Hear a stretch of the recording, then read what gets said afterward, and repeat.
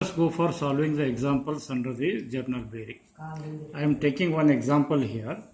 Design a journal bearing for a centrifugal pump from the following data. Data given are like this. Load on the journal is 40 kilonewton. Diameter of journal is 150 millimeter. Speed is 900 rpm. Ambient temperature is 15.5 degrees centigrade. Type of oil is SAE 10 at operating oil temperature of 55 degrees centigrade. So this journal bearing is required to be designed for a particular application. Application is given as a centrifugal pump. So for this pump, it is a requirement is this kind of bearing. This should have this particular data. Now here the viscosity of the oil is not given, but the oil is given. SAE 10 oil is given. Therefore, as a result, the first duty here is I have to find out what is the viscosity of this particular oil, SAE 10 oil. So before we start our regular procedure, let us find out the viscosity of this oil. Now I will go here to this particular table where I have SAE 10 oil is being present here. This is SAE 10 from this table 15.1 SAE 10 oil. This is for a curve number B and has the rho 15, that is a specific gravity of the oil at 15 degrees centigrade, that is 0.8894. So this data I will copy from this table here. So this is going to be from this table, curve number B, rho at 15 is 0.8894. Then I will go to the figure.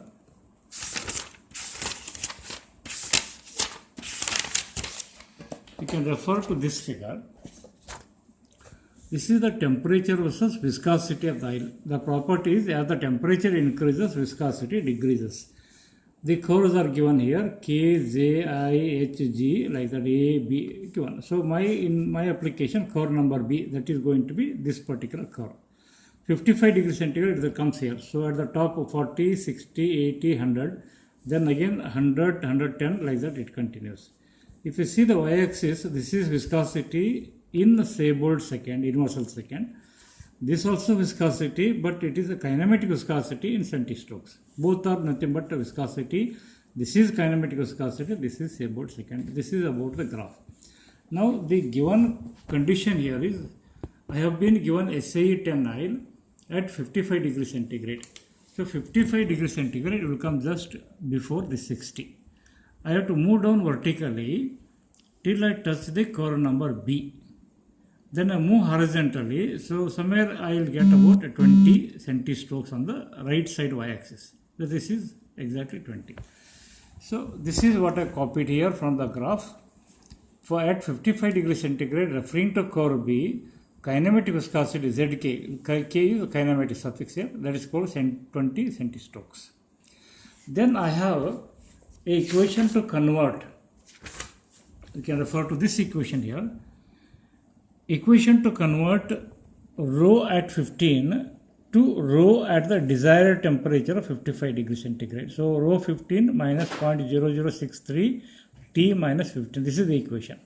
So in this equation, I am substituting the value of rho 15, which I have taken from the table, minus 0.0063. This is the T is a desired temperature of 55 degrees centigrade, which is given here, minus 15. So when I substitute all the quantity here, I will get the 0.8642, which is specific gravity of the oil at the desired temperature of 55 degrees centigrade. Then also I have equation to calculate absolute viscosity Z as rho into Zk. This is the equation what I have. So when I substitute here Zk into rho suffix T, I will put it here, that is this desired temperature. Zk I got it from the graph as 20 centistrokes. Rho I got it from this equation, that value I substitute here. I will get Z value 17.284 centipoise. These units are going to be in centipoise. This is nothing but absolute viscosity of the oil. So this kind of procedure is required to calculate the absolute viscosity of the oil if it is not given. Only type of the oil if it is given. This is the first requirement. Then I go to the table which I already indicated for you earlier. This is one table from which all the data I can calculate, which is a design data for bearings. Now first column refers to the application.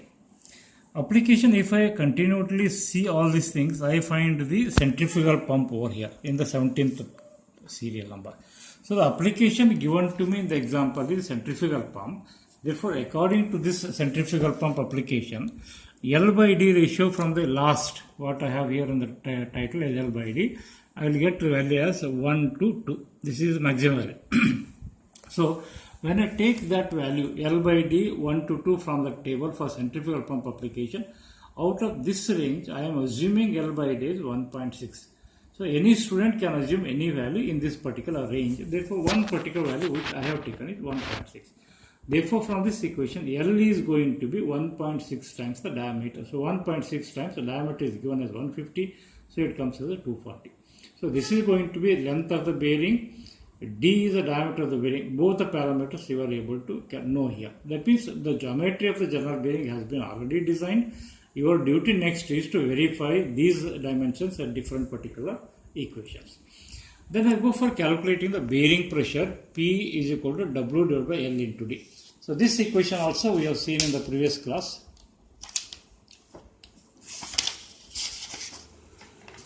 You have that equation.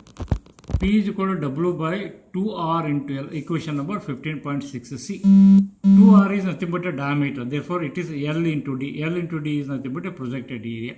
So, load by projected area, that gives you bearing pressure. That's what I have taken here. W by L into D. So, W is given 40 kilonewton, so 40 into 10 power 3. L is 240 calculated earlier here, and diameter is given 150, so the total value comes as 1.11 megapascal. So, referring to the same table again, for a centrifugal pump, the maximum pressure he has given here, maximum P max. So, that value is going to be 0.7 to 1.4. So, what value I have got here is maximum pressure is 1.4. What value I got is 1.11. So, 1.11 is smaller than 1.4. Therefore, as a result, I can say bearing is being safer. At any condition, I am not supposed to cross this value of bearing pressure more than this Pmax value. So, it should be always less. Then I go for, this is one check calculation what I have done. Another check calculation is bearing characteristic number, that is Zn by P, which I already defined is a dimensionless parameter which I call as a C calculated. Therefore, C calculated when I substitute all the values, Z is absolute viscosity 17.284 which I have done here. This you have to multiply by 10 raised to minus 3 to get the value in Pascal second, that is Newton second per meter square. Whenever we write a capital N, it is RPM. So 900 RPM. Small n, if I write, it is RPS. Pressure is 1.11. So the total value comes as 14.01.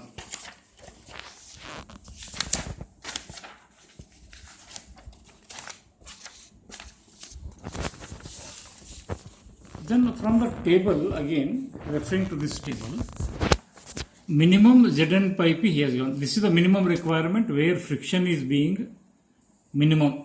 Okay. So you have this for centrifugal pump application, it's a 29.01. So this value I will take here. So minimum Zn by P 29.01. So minimum, that means nothing but that is 3 times a C. Where B, this is called the bearing modulus, as I have seen the graph of variation of forces Zn by P. Therefore, C given is going to be Zn by P divided by this 3. The 3 I have taken here. The total value comes to 9.67. So, C calculated, which I have done earlier, is going to be larger than this C given. Therefore, the bearing is going to operate under film lubrication or the hydrodynamic condition. So, this condition also you have to supposed to prove. That means, whatever bearing you have designed is going to be under film lubrication.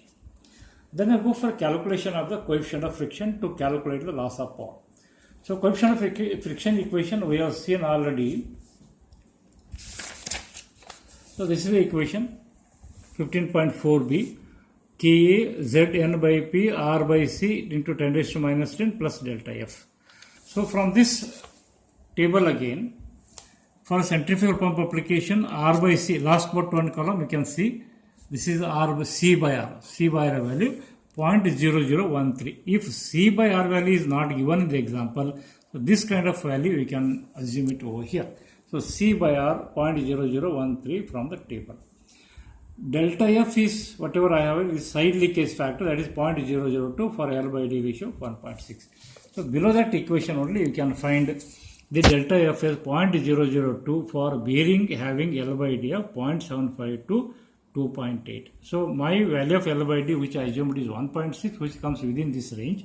Therefore, delta F is going to be taken granted as a 0.002. Ka value in this equation again is two values here. So 0.195 into 10 raised to 6 for a full bearing, that is beta is 360. As per the syllabus, I have only beta of 360, full bearing, only this value is always required to be taken.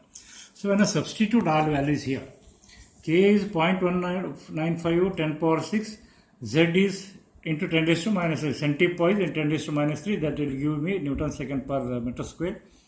It is a small n that is given, it is RPS, so 900 divided by 60, P is the pressure 1.11. This is R by C, but value available in data handbook is C by R. So it is a reverse. So put that as 1 divided by 0.0013, 10 power minus 10 plus 0.002. So when you simplify this, you will get the coefficient of friction F as going to be 0.0055. Therefore, heat generated as Hg is Fw into V. That equation which I have shown to you already in the earlier class. So this is the equation what we have. Equation number 15.6J. So Fw into V, heat generated, where V is a pi dn by 60 into 1000 because a small n is RPS. So using that equation, I calculate the heat generated. So that is going to be F value is known, W value is given. So pi dn by 60 into 1000. We know all the values here. So Hg comes as 1555 joules per second, which is nothing but a watts. So this watts, when I divide by 1000, I will get as a kilowatt. That is nothing but a loss of power due to friction. So if you use one bearing of this particular kind, I am going to lose a power of 1.55 kilowatt due to friction generated. Then I have a heat dissipation equation.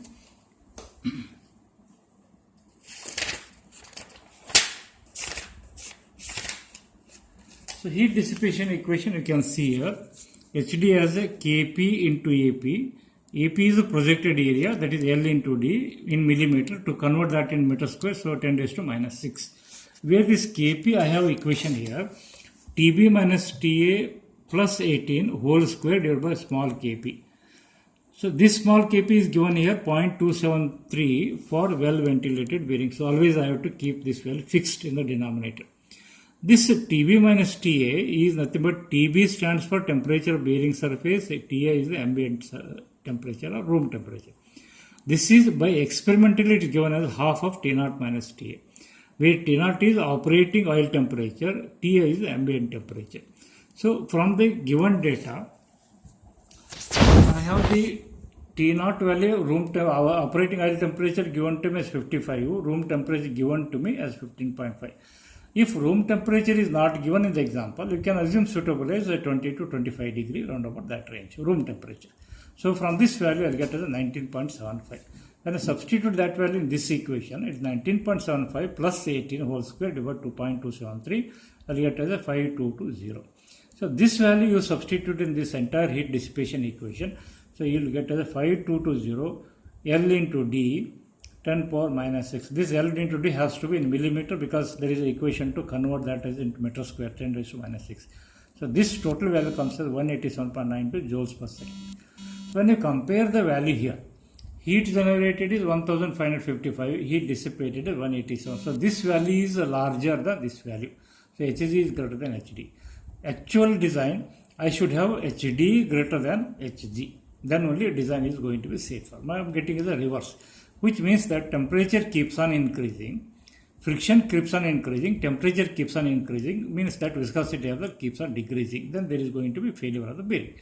Therefore, I should have a bearing should be operated artificially. It should be cooled. So there should be means of cooling the bearing. Therefore, amount of artificial cooling required is Hg minus Hd. So Hg value is known, Hd value is known. So difference I will get this value. This is the amount of artificial cooling. So this example gives me an idea regarding the design procedure of a general bearing. How completely bearing I can go for an actual design. So I have a second example which need not be done as per the procedure. You can directly calculate the values according to whatever he has asked. You can see this example.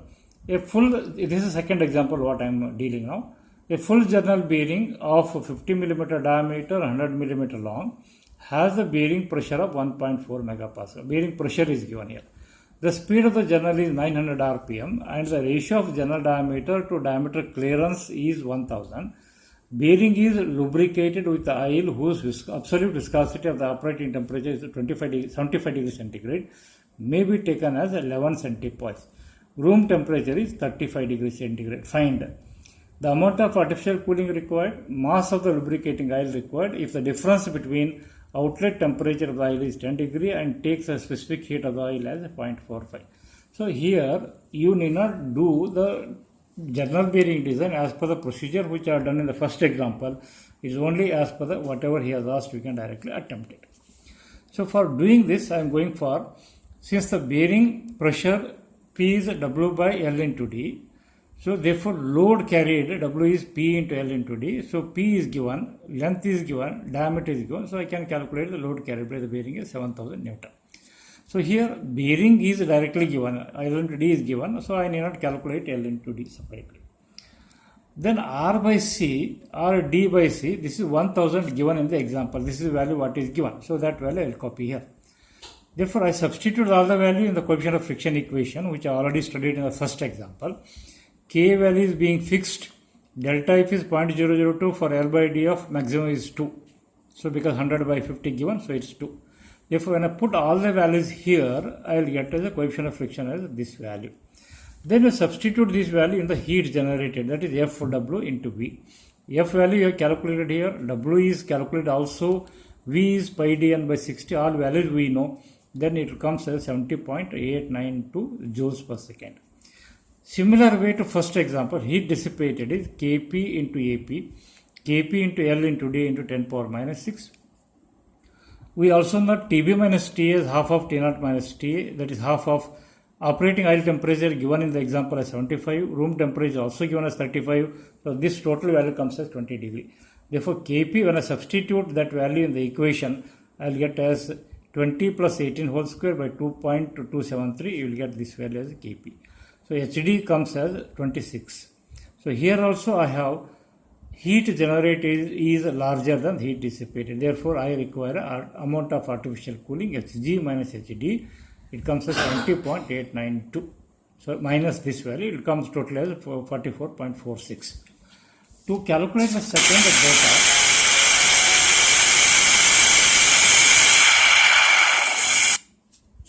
calculate second data, mass of the lubricating oil. This is from the thermodynamics equation. M as a Hg divided by Cp into delta T. This equation is not available in the design data book. You are required to remember this. So Hg value is calculated. Cp value he has given in the example. Difference in the temperature delta T as a 10 degree is also given. So when I substitute all the value like this, I will get as a 15.75 kg per second. So this is going to be mass of the lubricating oil in kg per second. That means this quantity of the oil is required to be circulated around the bearing to cool it totally. Thank you.